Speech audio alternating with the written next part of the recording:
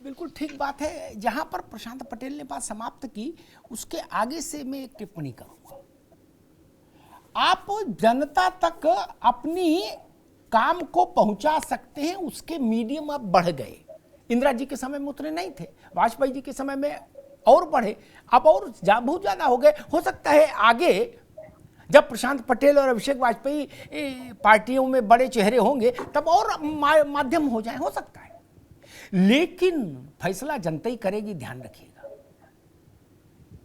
इस गलत फहमी में मत रहिए कि हमने भेज दिया या हमने ट्वीट कर दिया। मैंने एक उदाहरण दे दिया, हाथ कंगन को आरसी क्या और पढ़े लिखे को फारसी क्या।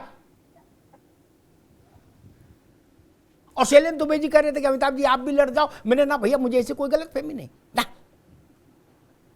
जनता मुझे जिस रूप में पसंद करे वो उतने ही तक रहो ना। और दूसरी बात,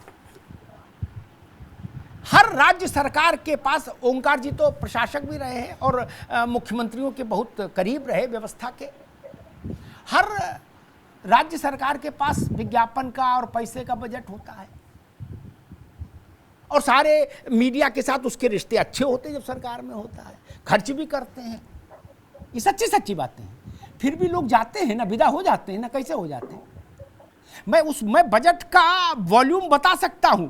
उत्तर प्रदेश में जब पिछली नई सरकार आई थी 17 में, पिछली सरकार ने चुनाव में उस वक्त उस एक साल में कितना खर्च किया था, बजट का वॉल्यूम बता सकता हूं। बड़ा चौंकाने वाला वॉल्यूम था वो। लेकिन फिर भी क्या हुआ, जनता ने वापस आपको हटा दिया ना। क्यों? तू कहता है कागज लेखी, मैं कहता हूं आंखन देखी। मैं तो फिर वही बात कह रहा हूं, मेरे शहर में 1000 बेड का अस्पताल बन गया। प्रशांत पटेल की पार्टी, वाजपेयी जी की पार्टी, ओंकार जी की पार्टी ऐसा विज्ञापन दे दे एक पन्ने का अखबार में, और मैं जाके देखूंगा कि बना कि नहीं बना, वहां भैंस चल रही, तो उसके बाद तो डबल नुकसान करूंगा आपका। क्या आप झूठ भी बोलते हैं? ये बात व्यवहारिक है, इसको स्वीकार करिए। लफाजी से नहीं शासन मिल सकता ना, और लफाजियों से मिलता होता तो कोई कभी हटता? लफाजी तो सबको आती है मित्र।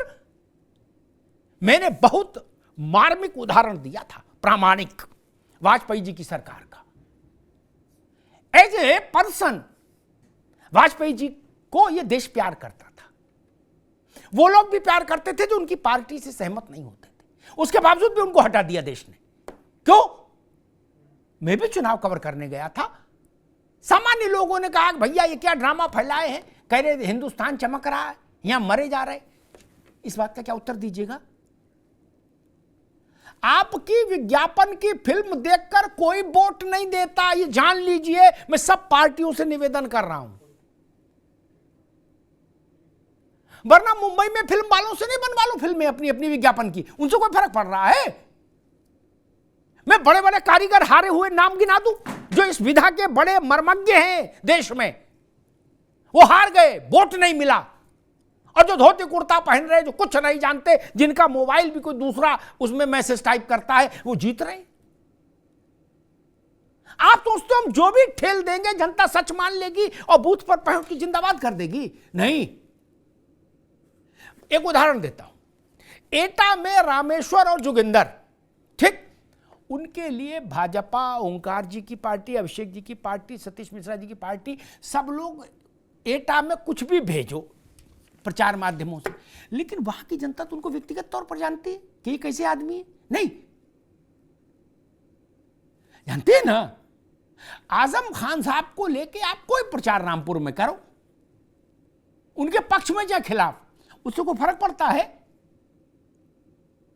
आधी शताब्दी से लोग उनको जान रहे, बढ़ता है आधी शताब्दी से। बताइए, इस बात का कोई मतलब है क्या? और किसी के पास 4 ट्वीट करने वाले ज्यादा होंगे, किसी के पास कम होंगे, लेकिन वो उतना ही है कि वो सूचना पहुंचा देंगे।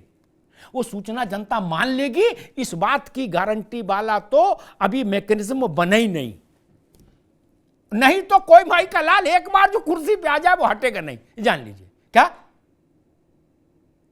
ये सब तो कुछ नहीं होता। एयरपोर्ट, रेलवे, सारी रेलें बिल्कुल साफ सुथरी हो गई। मान लीजिए एक विज्ञापन आया, अब मैं अगले दिन रेल में चलूंगा तो मैं खुद नहीं चेक कर लूंगा बाथरूम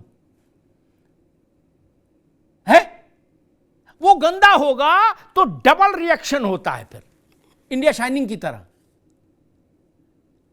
और अभिषेक जी, आप कहें, हम कहें, कोई कहे, किसी की वाणी पर जनता को इतना भरोसा नहीं, वो खुद बरत के देखती है। अगर उसको 3 साल कष्ट, कोरोना के कष्ट काल में, जब जीवन संकट में था, प्राण संकट में था, और अगर इस देश के 80 करोड़ लोगों को जीवन धारण के लिए खाद्यान्न मिला निःशुल्क, उनको किसी सोशल मीडिया की जरूरत है? बताइए। आप कुछ लिखते रहिए ट्विटर पर, फलान पर, ढिकान पर, उसको फर्क पड़ रहा है? उनमें से अधिकांश तो ये सब जानते ही नहीं कौन सी सोशल मीडिया है।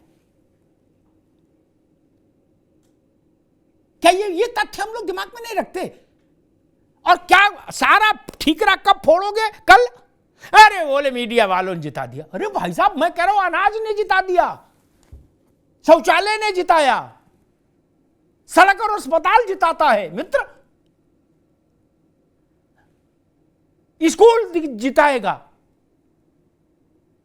मीडिया अगर हो, ऐसा होता तो बड़े मीडिया हाउस ही नहीं मुख्यमंत्री हो जाते और प्रधानमंत्री की दौड़ में शामिल हो जाते,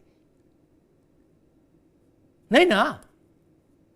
इस देश की जनता अगर इंदिरा गांधी को हरा सकती है, तब जब विपक्ष को एकजुट हुए और जेल से बाहर आए, कितने दिन हुए थे और चुनाव हो गया, इंदिरा जी ने चाल ही ये चली थी।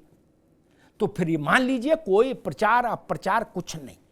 बहुत सारे लोग कहते मेरी छवि खराब कर दी। ना जी, जनता आपकी छवि जानती है, मेरे बताए नहीं जानती, वो खुद में जानती है। जौनपुर में धनंजय सिंह के बारे में आप कोई विज्ञापन निकालो, ओंकार जी, उस विज्ञापन को मतलब है? उस पर रख के लोग इमरती खा लेंगे? गलत कह रहा हूं? अरे भाई, मीडिया से ज्यादा जौनपुर वाले धनंजय सिंह को जानते हैं, ये बात नहीं समझ आ रही? अभिषेक बाबू, इलाहाबाद में अतीक पर आप कुछ सोशल मीडिया में लिखवा दो, उससे कोई फर्क पड़ रहा है? लोग जानते नहीं अतीक को। इसलिए ये मीडिया को उससे बाहर करो, कोई फर्क नहीं पड़ता मित्र। लोग कहते हैं कि जी उनकी खबर ज्यादा चलती है। मैं उनसे पूछता हूं, जब आप सरकार में थे तो आपकी चलती थी, फिर भी आप हार गए। इसका मतलब, वैज्ञानिक ढंग से सोचिए तो इसका मतलब खबर चलने से कुर्सी बचे है ये जरूरी नहीं। काम से कुर्सी बचेगी, जनता केवल उसी पर भरोसा करेगी कि हमारे बच्चे को वजीफा मिला, स्कूल में ड्रेस मिली, जूता मिला, किताब कापी मिली, खाने की व्यवस्था है कि नहीं, ये सब बुनियादी चीजें काम करेंगी।